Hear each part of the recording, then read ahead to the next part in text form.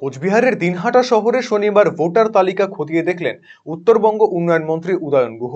শহরের 15 নম্বর ওয়ার্ডে বাড়ি বাড়ি গিয়ে ভোটার তালিকা নিয়ে সরেজমিনে খতিয়ে দেখেন তিনি।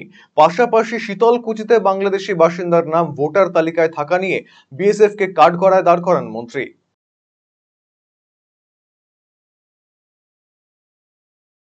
এটা একটা যখন অভিযোগ এসছে আর দেখা গেছে যে মহারাষ্ট্র এবং দিল্লিতে ভোটার লিস্টে জল ঢুকিয়ে দিয়ে সেখানে যারা শাসক ছিল তাদেরকে হারানো হয়েছে বা বিজেপি সেখানে ক্ষমতায় এসছে, আমরা এখানে 1 ইঞ্চি জায়গা কোনো অবস্থাতে ছাড়ব না, যাতে একেবারে ভোটার লিস্ট তৈরি করার থেকে শুরু করে ভোট গণনা পর্যন্ত কোনো রকম সমস্যা যাতে কেউ তৈরি করতে না পারে, কোনো রকম জল যাতে কেউ না মেশাতে পারে, সেটাকে লক্ষ্য রেখে আমরা কাজ করে যাচ্ছি এবং ভোট পর্যন্ত এটা। আপনি কি দীর্ঘদিন থেকে পেটের বিভিন্ন সমস্যায় ভুগছেন, গ্যাসের সমস্যায় ভুগছেন?